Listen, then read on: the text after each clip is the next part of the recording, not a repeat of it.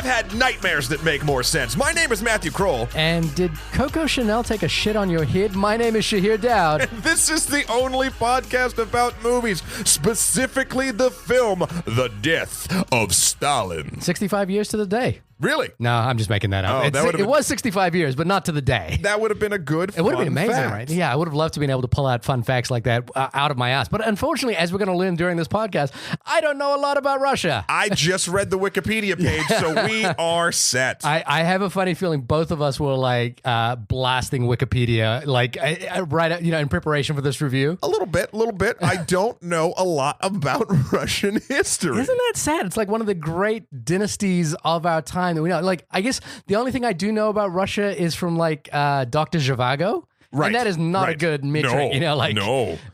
So yeah, you listeners, you are going to get a schooling on how not to talk or be taught about Russia from two idiots. I hope you are ready and you are in love with that idea. And if you are, you can write us in and maybe school us on Russian history at onlymoviepodcast@gmail.com or hit us up on Twitter at onlymoviepod. Emails that came in this week were fast and furious. Matt, do you want to go first? Yeah, I'll Tokyo drift this shit. Oh, there you go. All right, first one is from Ricky. And he suggested a film for us to see, Shahir. Yeah. He suggested the movie I Kill Giants. Yes, and I did respond to your email, Ricky. Thank you for that. Do you know much about I Kill Giants? I know nothing other than what Ricky talks about in this email. I think it's did you see the film last year, A Monster Call? Yes. So in the same vein as that, I think also Terry Gilliam's film Tideland. Might be getting that wrong. Okay. But the reason I responded to this email is because just before Ricky emailed, again, thank you, Ricky, for that email. I had just read this interesting article that was on IndieWire where the director of I Kill Giants met with the writer, with the writer of a tweet. A tweet writer? A tweet writer. He's a film reviewer by the name of David Ulrich, who writes for IndieWire and among other things. And David Ulrich said, "I hate this movie." Wow. And the director Anders Walter had just spent 4 years making this movie. He'd won an Oscar previously for a short film. He's a youngish filmmaker, so he was kind of like, this was his first foray into feature filmmaking. Sure. And the first thing he lands, I think it was at the Toronto International Film Festival. He lands to see this tweet saying, "I hated this movie." This thing that no. So, but the reason this article is great is that the two met. And they sat down and they had a coffee and they talked about it. And I think the thing that David Ulrich was kind of surprised by was that Anders Walters wasn't going to like try to refute his claim or try to disagree with him or anything like that. He just wanted to sit down and just say, "Tell me what you mean by you hate this movie." And it's that thing. I think we've talked about this a lot. Like hating a movie is quite a strong word to associate with a film. Mm-hmm. So what does that mean? And I think we as reviewers, and I think all people who are in the review game kind of use superlatives often, to express our enthusiasm or our rage, and oftentimes, we don't mean it. We're kind of just, it is like a form of clickbait, I guess. Are you saying that my rage is manufactured? I'm saying my enthusiasm might be manufactured at times as well. Yeah, you're right. So I think we're just, but I just think this was sort of an interesting moment where two people sat down and kind of like had a conversation about it, and they realized that maybe the tweet wasn't warranted. He still, David Ulrich says at the end of it, "I still don't like the film." Yeah. But you can respect the filmmaker. But I think what he saw was like, oh, this guy has spent 4 years making this movie. It's not, for me to dismiss it in 3 words isn't necessarily wrong, but it's 3 words versus 4 years. Yeah. You know what I mean? And so there's that sort of interesting thing. Well, Ricky wants us to check this out. Ricky, we'll try to get to it. He says, the movie is not perfect. It's an example of a story of a child using their imagination to cope with harsh reality. So, Matt, if you can drag Shahir out of the line for the opening of the Infinity War long enough to watch this review, watch and review this movie, I'd love to hear both of your thoughts. He says, "Yours truly," and signs it with his moniker, "Iron Man 3 is garbage." Wow.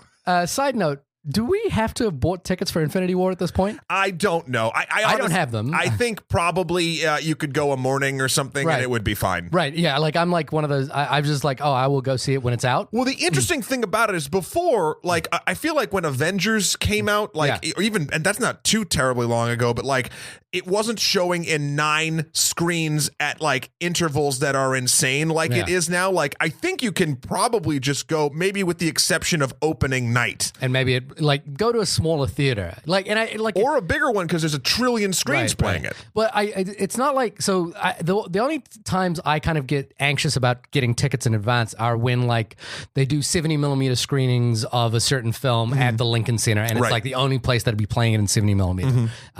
But for Infinity War, there's nothing special about the projection. No, right? You go, I'm not going to see it in 3D. No, fuck that noise. No. So I'd love to see it in RPX, just because I like the extra. I think it's more of a sound thing, to be honest. Yeah, Dolby Atmos. Yeah. But other than that, there's no real reason to like hunt out the best screen for this movie. I mean, IMAX. Who gives a no? Yeah. Other than avoid 3D. Yes. I'm telling you that now without having seen the film, and I'm just not going to pay for it in 3D. No. I hope 3D dies soon. We should really research that to figure out if 3D is actually taking a hit or not. Right. Things are still released, but I think it's just an additional revenue stream at this point for movies of this size. But anyway, thanks again, Ricky. Jamie, friend and arguably girlfriend of the show, girlfriend of half of the show. Yeah, not my girlfriend. I think everyone gets that. I hope you have a wife. I have a wife. Yeah. Jamie writes in with her desert island film, and it would be Tarsim's The Fall. Now, Tarsim, I believe, actually has a last name. It's Singh. Tarsim did a sort of pretty extraordinary film that everyone kind of hated called The Cell previously to The Fall. I loved The Cell. I think The Cell is a really interesting movie. It's not, I don't think it quite works, but it's gorgeous. I would love to watch The Cell again. I'm sure the effects are a little dated, but who gives? I had fun with that. It's a pretty extraordinary looking movie, and The Fall is an extraordinary movie. Tarsim is one of these guys that kind of came out with a bang. I responded to Jamie in this. Like, these are just, I try not to like read too much on the internet when I respond to an email, so I'm just responding as soon as I read it of things I kind of know. But I did have to like look up because Tarsim has been making movies, but he came out. I remember when he came out, and this might just be my bias because like I'm Indian and he's an Indian filmmaker making mainstream movies. That's a big deal, I'm like, oh, that's a thing to look out for. And so when The Cell came out and it was so extraordinary looking, it was so unusual, and it was like, oh, this is the birth of a new filmmaker of note. And then The Fall came out. And the thing about The Fall that's really interesting, anyone who hasn't seen The Fall, you should absolutely see it on Blu-ray if you can, because I mean that sincerely, get the highest quality version of this film you can, because it is absolutely gorgeous. Is he made that film across, I think, over 10 years. He was working in advertising, so he does a lot of high-end commercials and that sort of thing. So he'd go to a foreign country, shoot a commercial, then grab everyone that he was working on and shoot like a little segment of this film. And then he just kept doing that for like 10 years until he had the film made. Wow.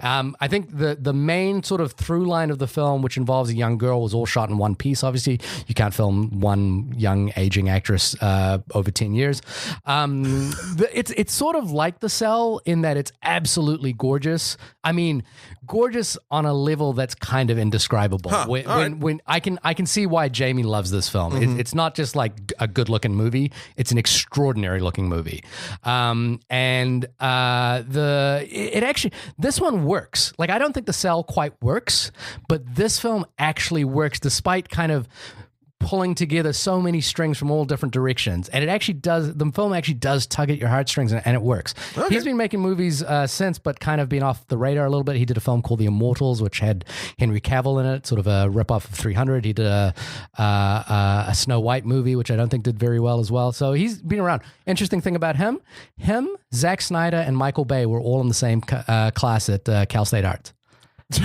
They were all classmates. Well, all of the different styles just sort of mixed around. All extraordinary visual filmmakers. Yeah, I would say. That's true. All incredibly talented visualists. What professor is responsible? I know. Thank you, Jamie, for sending us your Desert Island film. We're getting a lot of Desert Island film lists. Like, I kind of want to go back and just kind of watch a lot of these at this point. I feel like, and it's our go-to question now. Maybe we should start a side project called Desert Island Movie. I don't know how many you can do of those. I mean, I'm sure there's enough that people really dig think that you could probably get away with it. And then so the last thing, little listener feedback we will read today is off Twitter by Jonathan Blade, friend of the show. Hello, Jonathan. You are sharp. J Blade. J Blade.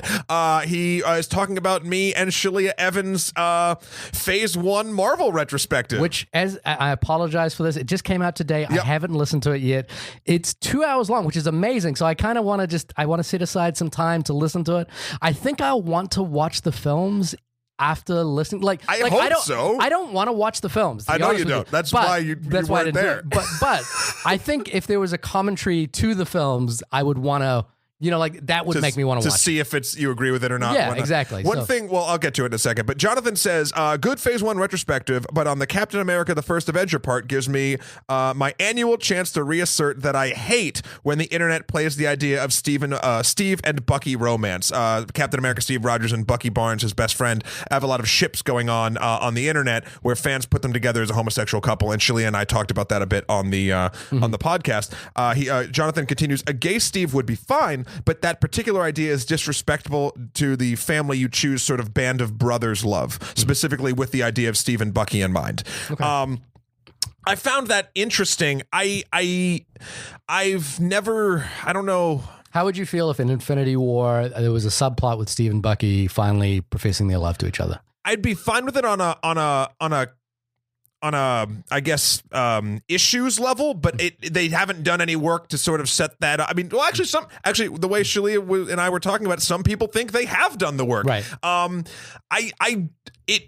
It would make narrative sense, but I don't think the actors or the characters have played up to this point for it to make story sense. Right. It would be like suddenly like Cersei and Tyrion suddenly making out. Yeah, would make no sense. There'd be something like that. I get the argument on both sides, and I find the concept of ships on the internet fascinating. I just found out what that phrase meant last year, like when I was working on a project that required it. Yeah, it's so interesting, and what it is, I think have we talked about this? I think it comes from the fact that people are just.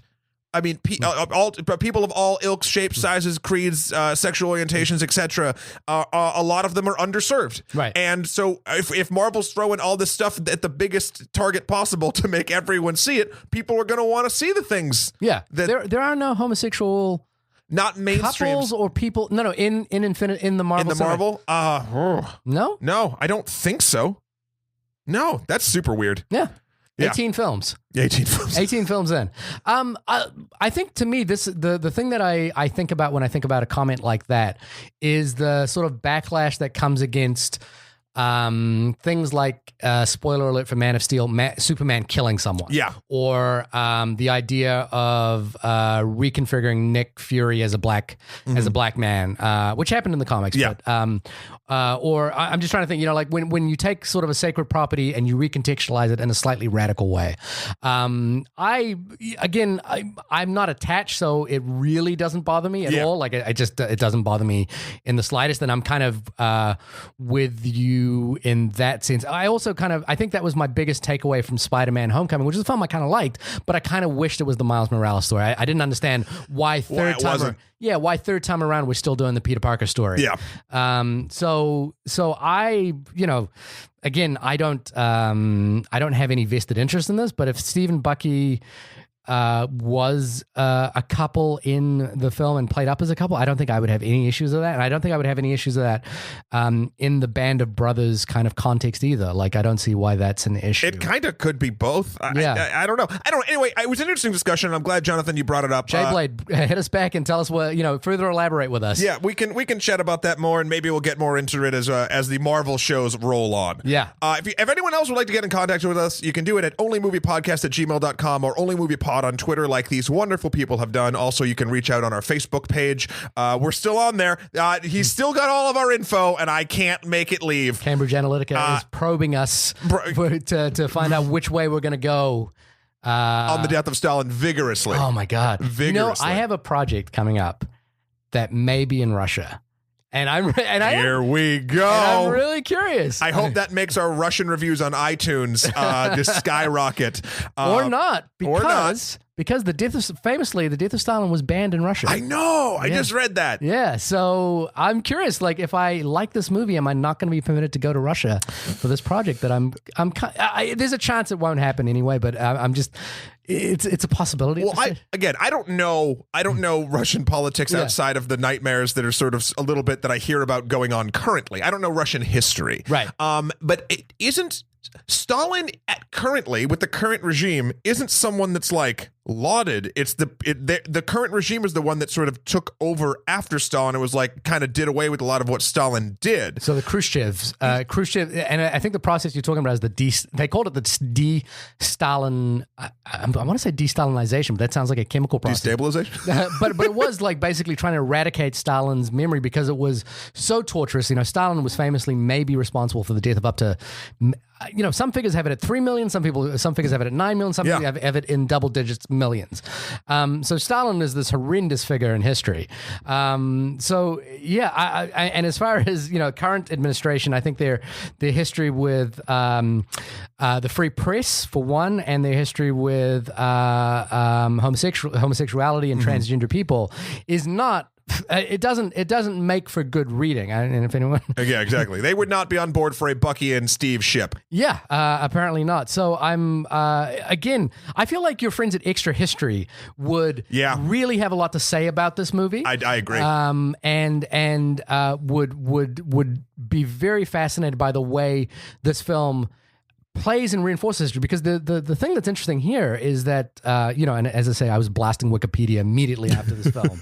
On the way home, I was listening to Dan Carlin, trying to find like episodes of Dan Carlin where he might have dealt with the Soviet Union.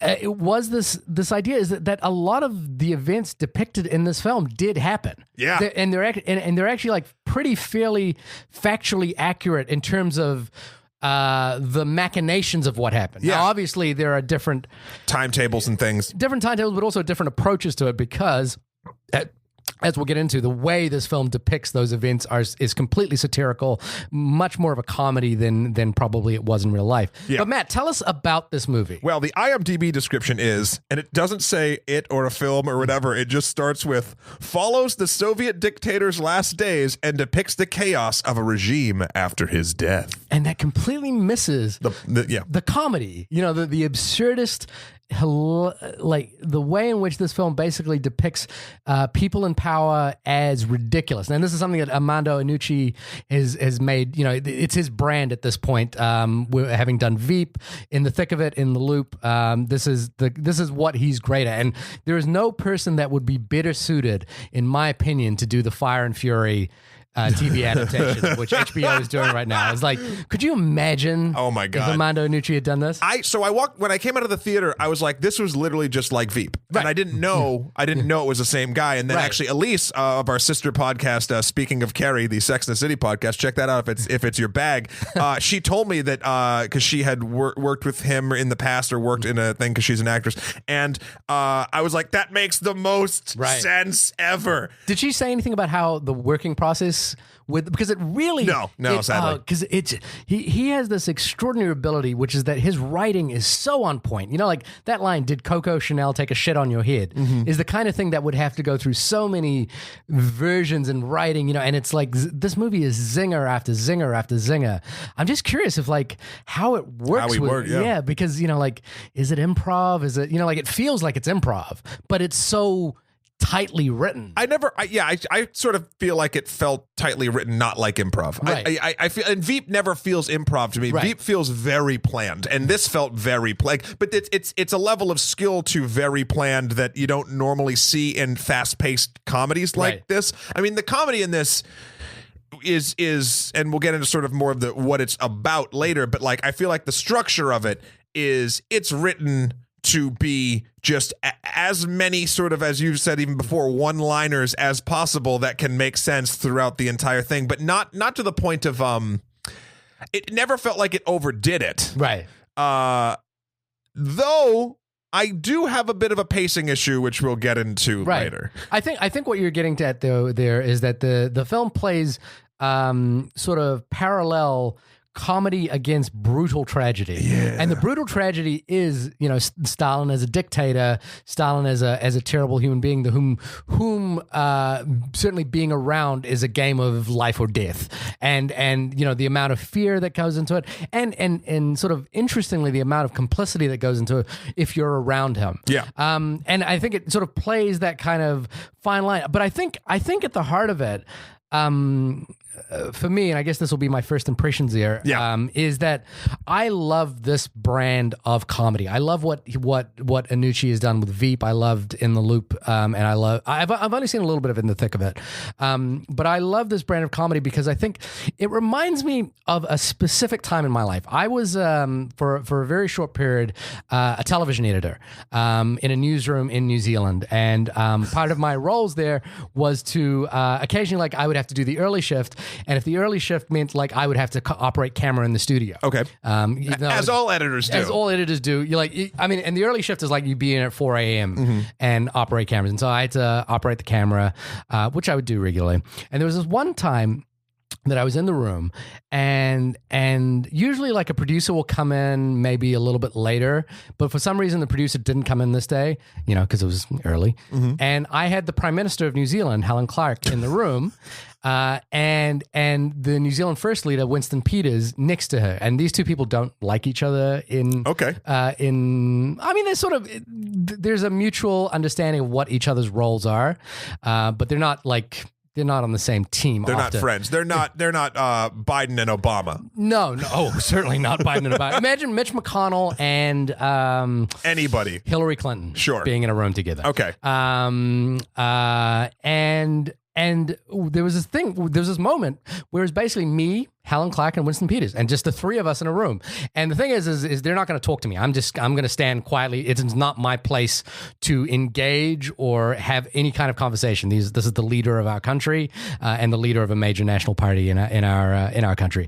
And they start having, and so I'm overhearing the conversation. The conversation has to do at the time Samoa, which is one of New Zealand's neighbors, a major part of immigration to New Zealand, was having there was a humanitarian crisis there, and they were talking about how like the church leaders had organized, church rallies and things like that. And then like Helen Clark was trying to show Winston Peters text messages that she had gotten from some church leaders in Samoa or something like that. And there was this absurd moment where like the leader of New Zealand was like trying to show an opposition party leader like text messages with photos, and they couldn't get them to work, and they were like accidentally sending them off to people, and it was like old people using text messages. And it was this, and what I loved about being there in this moment was this idea that when we receive, this also comes from my time in the newsroom as well, is that the role of the newsroom is oftentimes, I think there's a tacit implication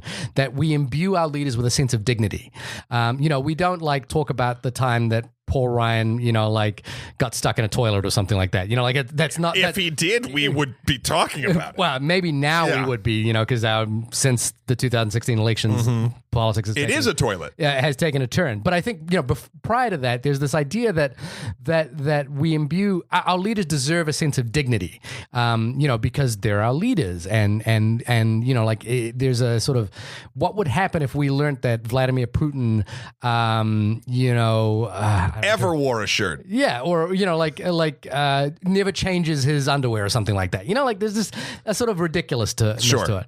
And what I love about this brand of comedy, coming back to the film, is that what Iannucci does is he entirely strips that away. He's like, no, these people are ridiculous in the way that like the Three Stooges are ridiculous, and they reflect a reality. And what it gets you thinking about is the absurdity of totalitarianism and the absurdity of dictatorships, which is that in order to have a dictatorship, you need to have people around you who are basically running around like trying to like oil the wheels of this absolutely horrific, crazy thing. It's like the idea that I always have trouble reconciling, which is like IBM had to like print the Nazi death camp lists. You know, like Right. it's sort of like, oh, there is actually like a practical side to this that we never really think about because we only think about it in philosophical terms. Sure. And that's what I love about this particular brand of comedy. Again, I didn't know much about Russia, about Khrushchev's takeover and the sort of power vacuum that was left behind after Stalin, and the sort of power struggle between Khrushchev and Beria. I think it's pretty interesting. Mm-hmm. Any other film could have done it as like a serious power grab. Like you can imagine that. Remember that film Downfall with Hitler, where it was like a very serious film, which has now been memed the shit out of. Yeah. I could imagine like this being, but it's not. And oddly, by making it absurd, it humanizes it, and it points out more than I think anything else the ridiculousness of it all. Maybe, and I will admit, after seeing it, when I was in the theater, I've been having complicated film watching experiences. This one, I didn't dislike my time in the theater. I thought it was very funny. I thought the pacing actually, I don't want to touch it because I want to stick with your point, but like it was uneven. Right. But then when I left it, I was like, I don't know if I really enjoyed it. Right. And then I was like, okay. I was like, why didn't I enjoy it? Did I not enjoy it because it's making light of an absolute moral terror? And I was like, maybe, but that's not really. I mean, I was trying to weigh out the pros and cons of what this thing existing do, because I feel like there's a lot of that's how I like to look at media in general. And I do think that, and actually when I read about Russia not letting it play, it kind of sold me on that sort of idea that you just said, being that like it's not because they're kind of shitting on Stalin a little bit in this with the farceness of it. They're kind of shitting on anybody in the Stalin role, and sort of basically showing that the emperor's new clothes don't exist, and it's just sort of like this dignity that we falsely imbue things on. So as that from that angle, I think it's a really important film. But interestingly enough, it was still the combination of the level of veepness plus total human horror, and only because I knew that it was real. Right. It threw me off a little bit from the experience of watching it. However, this is a tough film to juggle tone. Yeah. And I feel like up until the very, like maybe the last 10 minutes of it, it does a wonderful job juggling this Three Stooges to frigging the most awful historical horrors. Yeah. And that takes a skilled and steady hand. But I wish I could have gotten on board, because I was reading, and I know Rotten Tomatoes isn't a critic thing we should obviously go to, but it's got like 95. Of course. And I definitely don't feel negatively strongly enough to try to buck that, or even like whatever. It's not like a film that I feel strongly against. I guess I just didn't feel strongly towards. I feel more strongly about the concept of the film in a positive way. Right. I can certainly see that, because there's not a lot to latch onto in terms of like characters you're rooting for. Yeah. And also character journeys that you're rooting for in the sort of classical sense. Like, and in terms of the pacing thing, I think there's a middle patch of this film, which I agree with, sort of has not an aimlessness to it, but a sense of like, I don't know where this is all going. And it feels like it's going on for a while without really understanding clearly what's at play here. So I kind of, I do agree with that sense of pacing. And I agree by the time we get to the end, there's a sense of like, there's not a lot to like hang on to in terms of like just the film being emotionally resonant. But I think what I like about it is the absurd tone, and I think the one of the things that actually plays into the skill of the tone that you're talking about is the way they employ the real speaking language of the actors and the accents of them. Yeah, and so this is because I think I've talked about this on some podcasts we've done before. Was it ours? Yeah, probably one of ours. But I have a huge pet peeve about English language films anglicizing foreign languages, because I think I'm not a speaker of I know a little bit of other languages, enough to like get by conversationally, but I know that one of the things that's really important to me in having made a film in a foreign language as well is that language isn't just about a translation. There's a I think this was true to that film Arrival as well, which is that language also imbues a way of thinking. And when you anglicize a language, you kind of strip it from the original method of thinking, which is an important contextual part. And one thing I really like about Quentin Tarantino, for example, is that he really works to try and include the original languages that characters might be, or if they switch out of it, to give them a real reason for switching out of it. So it's a pet peeve of mine. I can't stand it. Like when I watch Dr. Zhivago, like everyone's speaking English and sort of speaking with an English intonation, it gets me really kind of annoyed. I actually, this weekend, I watched on Easter The Sound of Music. Right, yeah. And I'm like... It's a German movie. And it's like, Austria, and then it's all just British accents, and I was like...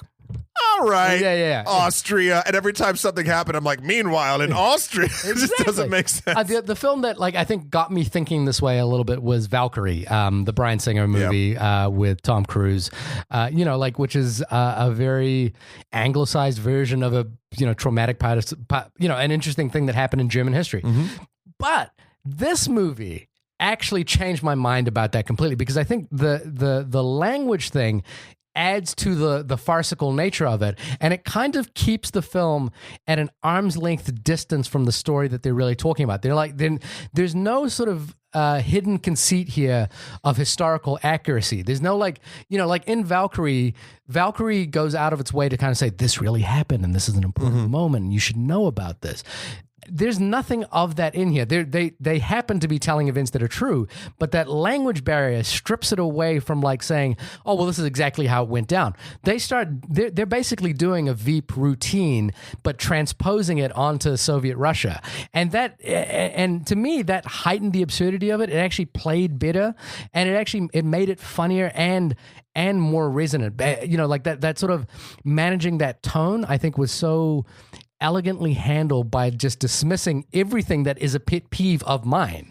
And obviously they're not doing it for me. I'm just saying that it's just this surprising thing where I feel like that decision was a well-considered decision that actually helps the movie. Overall, I think that's true. But the question I have for you is, so do you think that it now makes...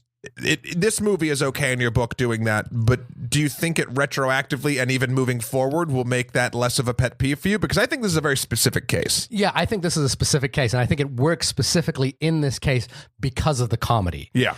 Because they're trying to do it like almost like a Three Stooges movie. And it kind of reminds me the Chaplin movie, The Great Dictator. Obviously that's a silent movie, but this idea that it's going to be, like Hitler in that film is like bouncing a world globe on his butt and his head.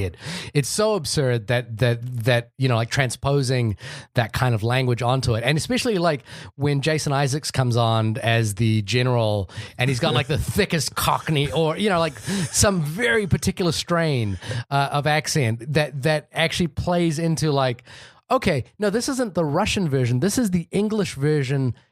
This is the English interpretation of that idea. Sure. And so it doesn't, I think it feels well considered, even though it might have just been a case of like, let's just do this the easy way. I think it was well considered. I don't think it was do it the easy way. I mean, anytime, for instance, I feel like English, like the thing you're talking about when it's like a British accent or an English accent across a historical other country thing, like, or even Ten Commandments or like whatever. Yeah. Sometimes. That's just like, oh, we need to make this sound historical and important, and people think that like that's sort of a shorthand for that for American cinema or maybe Hollywood cinema, let's just say. Right. Here, I think because like Buscemi is what? He's New York, he's Brooklyn. So there's that. You then have all the other accents Jeffrey going Tambor doing like his sort of new Long Island kind of accent, So I think that the fact that there's so many of them is it helps it. It helps the farce, the pacing and the cadence of a farcical Veep type thing. But now this is sort of the other side of it. I think you get the jokes, and the timing of the jokes is better this way. Yeah. I do think it was part of the reason it did kind of pull me out, or not pull me out, but start making me see the seams of why I was uncomfortable. Yeah. Because it's fast paced, it's witty, it's smart in the dialogue choices that it's making, and then it shows its characters getting ready to rape a young girl. Right. And I'm like, yeah. okay, what? Like it never. The comedy in this never lets you stay laughing, if that makes sense, and it's a lot of back and forth, and not to the point of whiplash until the very end for me. Right. It had me. I felt like I was on one of those, like, sort of almost like those carnival things with the chairs that kind of swing back and forth. Right. And then at the end it snapped. Right. And you went flying. So it's a complicated tone to discuss. And to add to this soup of complexity for my viewing experience, I think it was too long, or it felt too long. That meandering middle section, while it did deliver yucks, as I would call it, like, fun one-liners and things like that, but like it didn't feel like it had a purpose. The longer it still did the same great thing, the less I had praise or sort of time or comfort for it. And then by the end, there's a tonal shift in the last, I'd say, 10 minutes of this film that doesn't, again, for me, feel correct's the wrong word, doesn't work for me, right? Because it throws you so out of comedy, and it goes straight into historical and straight into like the nightmare that's been in the corners this entire time is now just all there. So like, I'm not against tone shifts in movies, but if we're going off of the idea that the purpose of this film and the reason why it's not just making fun with a horror from history is to teach us that this is how, the dictatorships are ridiculous. There's horrors going on, but they're not gods, they're men. Yeah. Then it turns 180 full on, like just kidding about the kidding. Look at this nightmare. And I'm like, and it for me, it knocked that motive a little bit ajar, not completely, but it didn't make its motive clear to me. Right. And so I got a little confused on my engagement factor and not enjoyment factor, because again, I liked it, but I find the conversation about the film far more enjoyable to have than watching the film, if that makes sense. Right. So my experience was this, which is I do agree about that sort of long meandering middle section where people are just kind of, what happens is the, like the thing about this movie is there's a committee to decide the fate of what happens to Russia in the wake of Stalin's death. And there are, many characters basically all pulling in different directions, some of which who are like Beria is that Beria? Sorry. We'll never get the things right. No, we'll never get them right because and if the film's not going to, I don't need to. What you have is these characters all pulling away, trying to figure out how they're going to negotiate this new reality.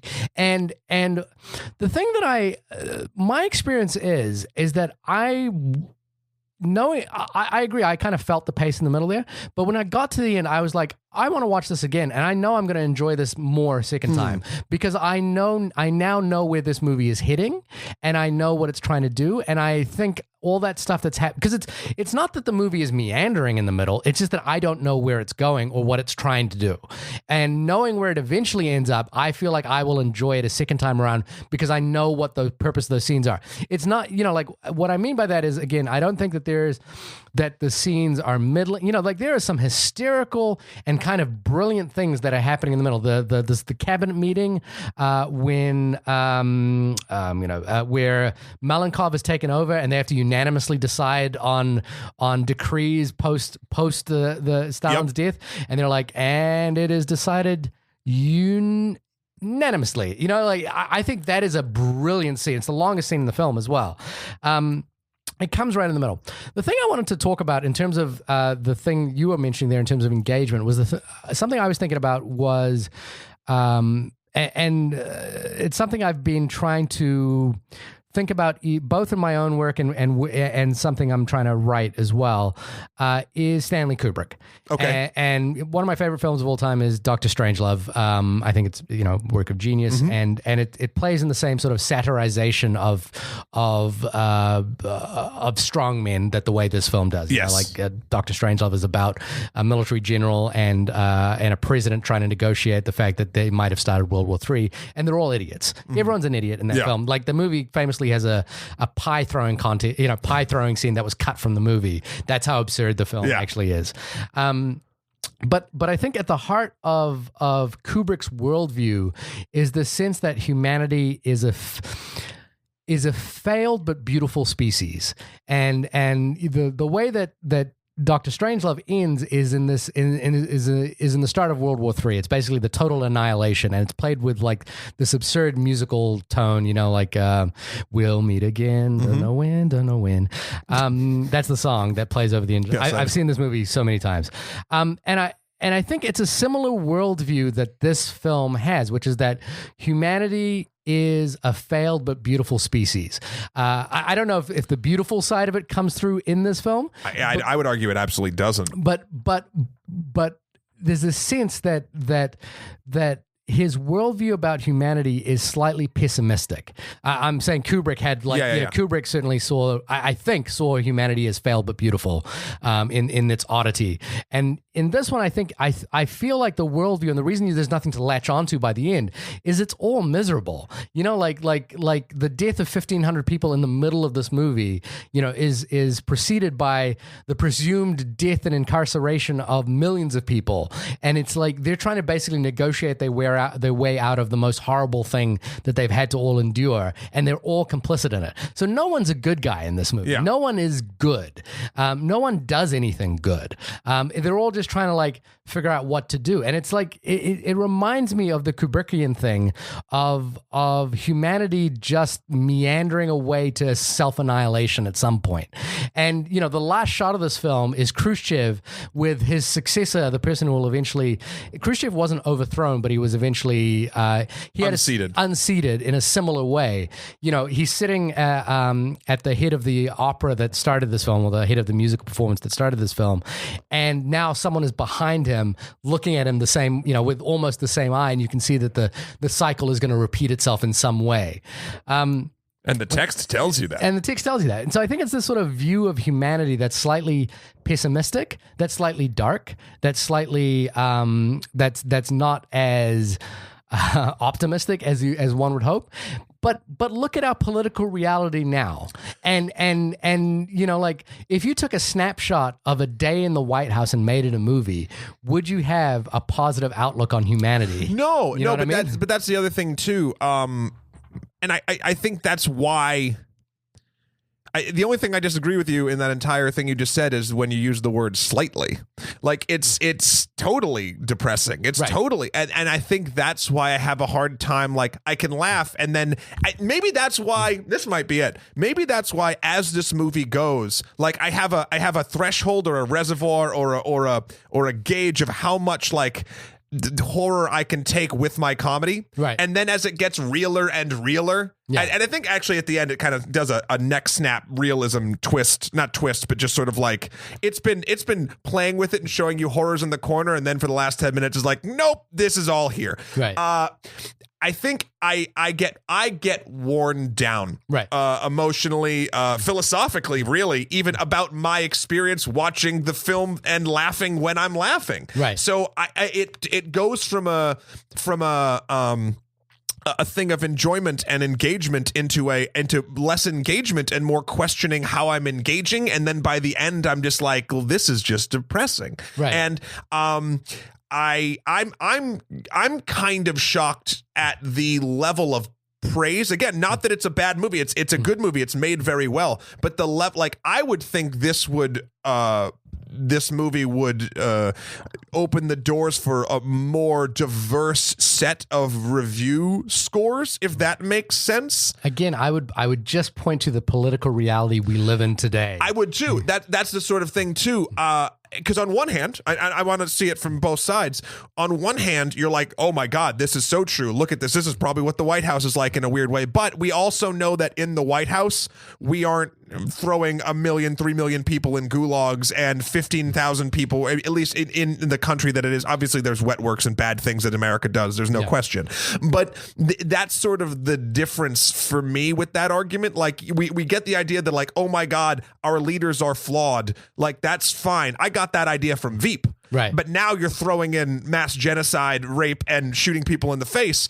And it wears me down, and I'm a little bit disheartened's not the right word. I just it's interesting to me that it didn't seem to wear more people down. I think the skill of the way it's done might be a balm for that for a lot of people, or it is the political landscape. The other side of the political landscape thing is I'm so sick of I get it. Our leaders at this current point are idiots. Like, cool. Let's remind me of that in my free time. Like, it's a level of sort of getting worn down by that. Whereas if this film had come out maybe in the Obama years, I might have had a much different more positive in a weird way, because it's not what I'm getting fed, constantly. I don't know. It's weird. It's complicated. I don't want to bad talk the film. I think people should see the film. I think the performances in it are great.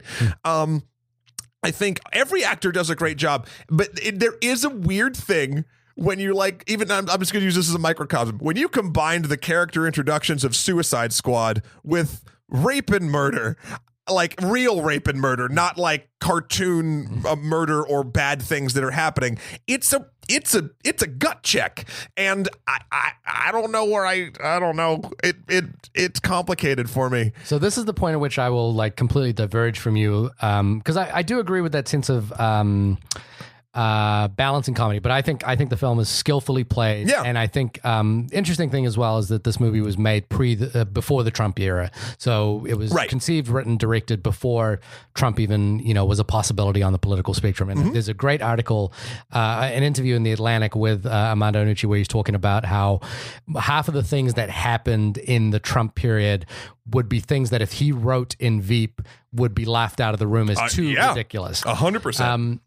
The thing is that what I like about this film, okay, let me backtrack one step here, which is that I didn't find the end to be a whiplash ending.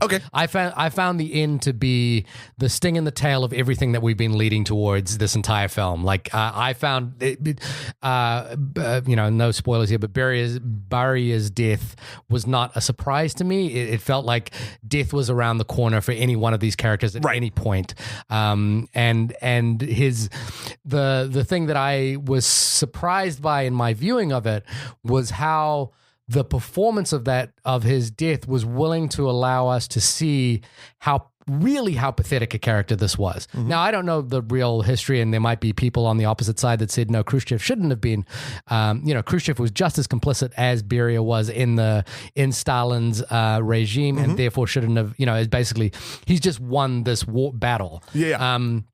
But seeing Beria kind of cry for his life at the end of the film after he's been responsible for so much death didn't surprise me as like a tonal shift or anything like that. It kind of felt like that's where the film has kind of always been hitting.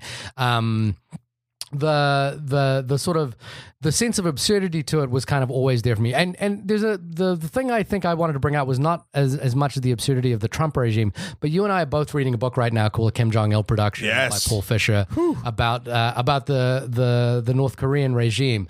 And the thing about that was, when I read that, is I think everything about the Kim Jong-il's regime is absurd. It's madness on a scale that is unbelievable, and it's organized madness, and it's the sense that it's absolutely ridiculous. And I sort of think a little bit about Mel Brooks' film Blazing Saddles as well, in terms of the satire of racism. The satire of like, this is just everything about this is absurd. Like people writing lists to kill off their enemies is absurd because once you get past like the philosophical idea of like I'm going to initiate a process, there's the absurdity of sitting down and making decisions, and this is why I think about that of Helen Clark and Winston Peters sitting in a room exchanging text messages, because these are everything they do leads to that.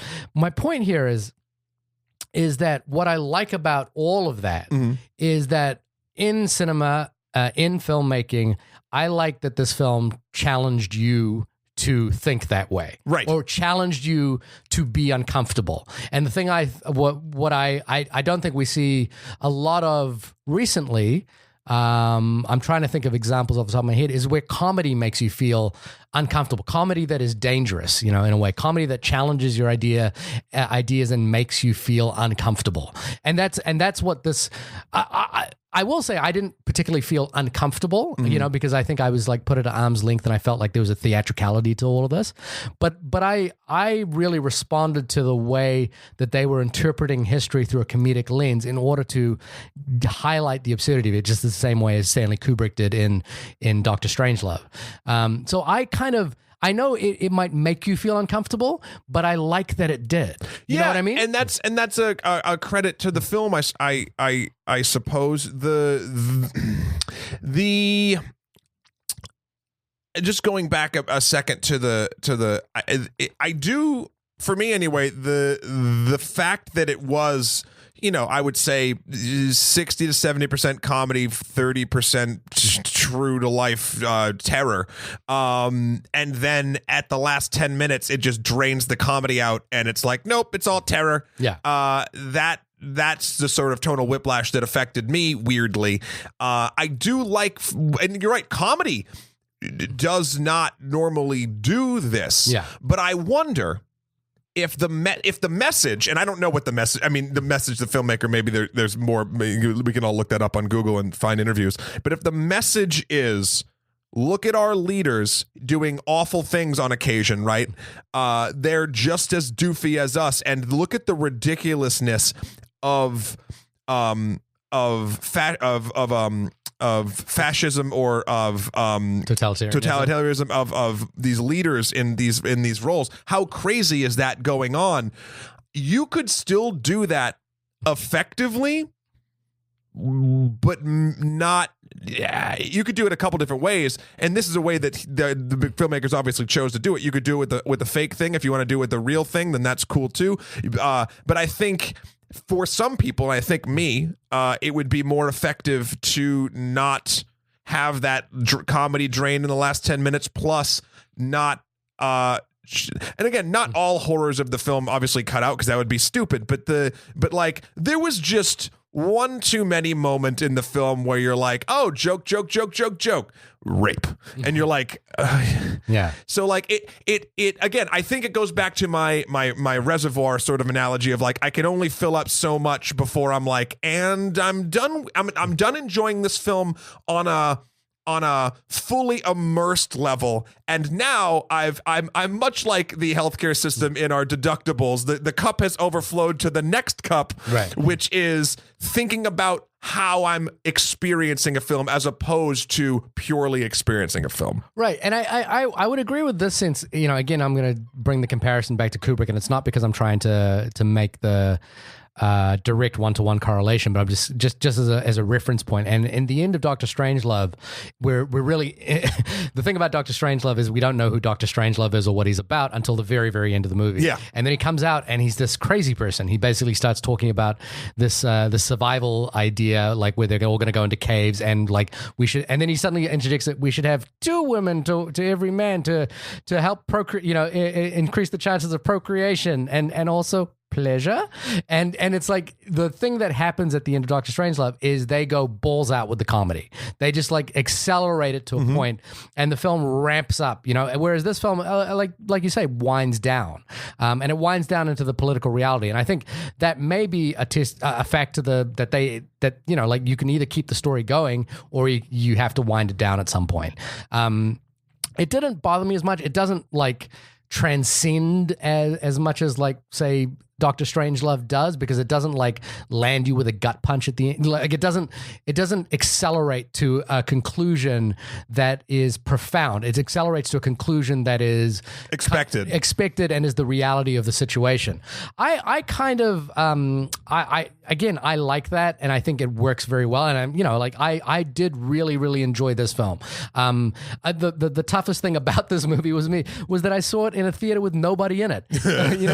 One person came in late, and they were behind me, and I'm surprised that I'm not a person who generally laughs out loud at moments, but this was a film that had me laughing out loud. But then I was sort of conscious of that because there's one other person in the theater, funny. and then it was like a sort of a game of like, if I laugh, hearing them laugh at a scene that I didn't laugh at, I was like, this is weird. There was a lot in my theater of not every joke landed every time, and that's like across the board. Yeah. Like it would be 50 to 75% of the theater would laugh at one joke, but not the next joke. It was very strange how there was always someone laughing, but it was never everyone laughing. Right, and here's the point I wanted to make was that.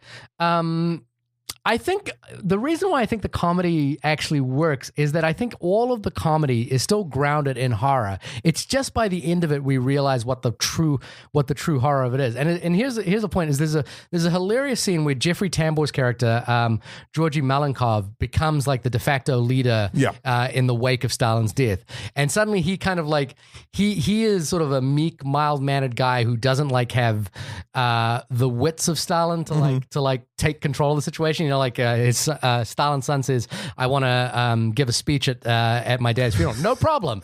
And then like Khrushchev interjects and goes, "Actually, from a scheduling point of view, that might be a problem." And like Malenkov's like, "Oh, when I meant no problem, I meant no problem." and then he's like, "Just ignore what I'm saying." Right. And there's a scene where like. Then he's like taking his portrait, and he's just got a wig on, and he's saying, "I want a look where I'm like looking off into the distance mournfully," or something like that. And then I went back to look up the actual photo of that human being. Oh yeah, it looks just like it. And it looks just like it, and it plays up to the comedy of it. It's playing on the reality of what that photo is. Yes. And so the thing is like. And let's not forget as well that in the middle of this movie, one of the central hinges of this movie is Khrushchev and Beria making opposite decisions, which leads into the massacre of 1,500 people. Mm-hmm. That happens in the middle of this movie, and it doesn't feel like a sour note. It doesn't feel like a comedic moment. They play that as a horrific moment. I adamantly disagree with that. Right? You didn't think that when they were shooting people on the street that was.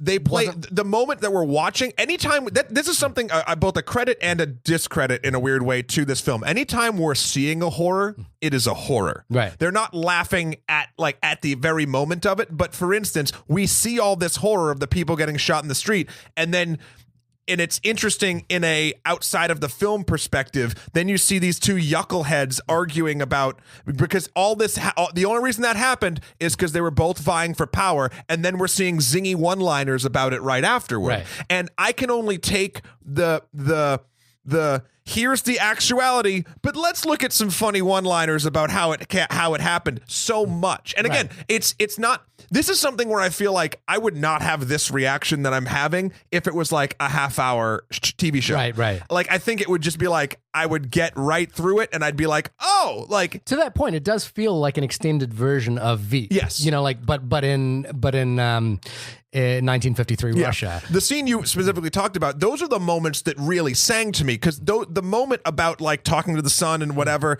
and like we didn't witness the horror right before or after it. They're just talking about a thing. Another thing, again, that I thought was funny, even though it's referencing, not directly showing a character walk in to do an awful thing to somebody, is the scene where they go pick up Stalin's son, who at the hockey rink, which is a true story. It's a true story. He ordered the hockey team to take off in a plane in a snowstorm, and it crashed. And then he just decided to get new hockey players and hope Stalin didn't notice, which he actually did not before his death. Right. So like that's like dark comedy to me. That's like not reliant or indulgent, or not indulgence, the wrong word. I don't know what it is, but like those are the moments of this film that I was like, oh, I'm enjoying this. Right. It's when you see witty banter intercut around torture or other things. Like for instance, the madness of our leaders and Dr. Strangelove and all that stuff, I think for me that's a more that's a better way to get across the ideas I think this film is trying to get across than this film. This is a way different style,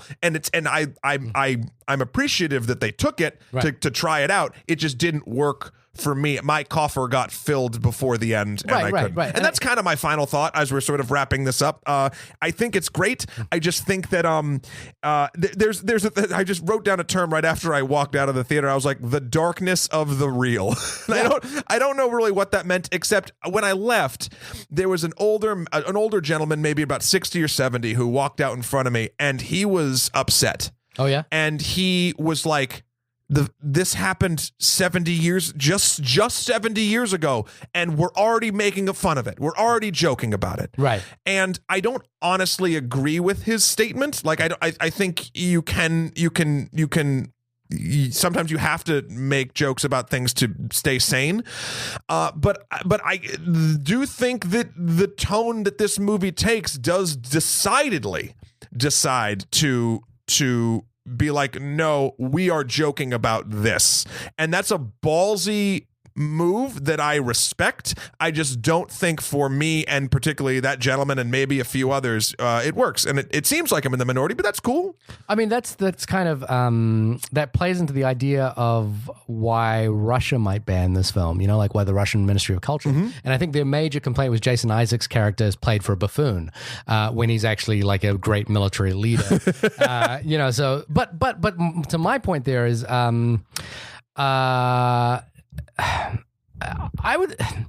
the thing I think about a lot is not all film is made for my enjoyment, whether it is comedy, whether it's drama, whether it's whatever. I always go in with the expectation that it's up to me to come to terms with the film rather than the film to come to terms with me. So I always go, if there's a sense that a piece of cinema is to be reckoned with, and there's a plurality to this argument, which means that every film is therefore acceptable, and I don't want to suggest that either. But I guess the thing is for me is that this particular brand of comedy is fun, and it's interesting, and it has a grounded reality, and it's challenging, and it's disturbing, and that's what I enjoy about it. That's to say, if you are, for example, a Russian dissident whose grandparents were in the gulags, you might have an entirely different opinion about this. But I think that's the role of art in the way we live. And for example, Taika Waititi's next film has a fictionalized Hitler, which he is going to play. So he played Korg in Thor Ragnarok. Yeah, he's been what we do in the shadows. Yeah, and he's going to play Hitler in the next film. And you could argue that if that sort of, you can imagine he's going to have like a comedic version of Hitler coming out. That might be distasteful to some people, but there's a quote that Armando Iannucci has about, and it's in this Atlantic article. It's the headline of the Atlantic article, which is "Humorless politicians are the most dangerous." And I think the thing here is that if we aren't able to laugh at the absurdity of this, then we are in a more dangerous position than if we are, and I know that's not quite what you're saying. There's a slight difference in what you're saying, but that's the reason I like this film. Gotcha. Is that it is about making sure that we see the absurdity of the actions we take. Right. Yeah. And I think, I totally agree. I think that's very important. I was curious about that quote, if the humorless politicians are the most dangerous, just the context of it, because, well, these politicians in this movie were very full of humor, and they were very dangerous. Right. I haven't read the article, so it confused me. Well, I think what he's talking about there is he's talking about the ban of the film as well. I got you. So people who take it too seriously. I see. He's talking about the Russians that banned the film, not the characters in his film. Exactly. I mean, the characters in his film, in reality, probably wouldn't find what he did very funny. They'd probably find it insulting. But I see.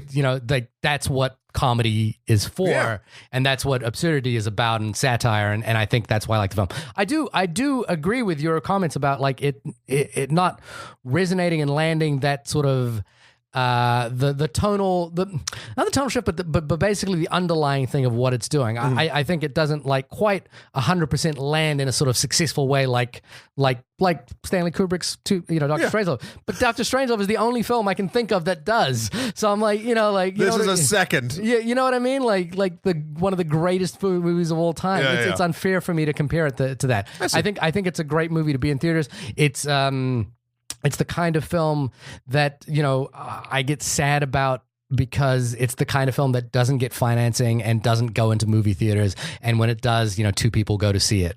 My theater was pretty full. I saw it at the IFC Center, but that's probably why. Yeah, that's probably why. So, I want films to be this challenging and this difficult and to do things that I have to reckon with. Sure. Yeah. I get that. Well, this has been the only podcast about the death of Stalin. Shahir, when you are not sitting alone, worried about laughing next to one stranger, where can folks find you? You can find me creeped out, hiding in the corner of my website, www.shahirdaud.com. That's SHAHIRDAUD. Matt, when your cup doth runneth over with too much comedy, so that the next cup is slowly dripping with drama, where can people find you? I don't know where I'm going with this. My deductibles will be dripping blood at MatthewKroll.com. That's MatthewKroll.com for my life and works. Also Skeletor, the number 4, PREZ on Instagram, or Emperor MSK on Twitter. Yes, everyone, thank you so much for listening. If you want to talk to us about the death of Stalin or any of the weird pseudo topics we kind of touched on that this movie got us talking about, you can email us at onlymoviepodcast@gmail.com, or you can give us a shout or a tweet at onlymoviepod, or for our, just anything you want to talk to us about. And reviews, we love them. Just drop one. I just feel like the 2 people that you talk to are the 2 people that are listening to like the old man that you talk to in your theater and the guy laughing behind me in my theater are the 2 people that are listening to us right now. I mean, maybe I'd love, and if you're not those people, I'd still love the review from what you expect that person's perspective to be. Well, this has been heavy, but that's good. I think it's a good thing to talk about, and rock and roll. I guess. I mean, I gotta go read more about Stalin. Yeah, same. I gotta go find out more about Lenin, Stalin. Back to Wikipedia. That's where we go. We'll see you next week. Bye.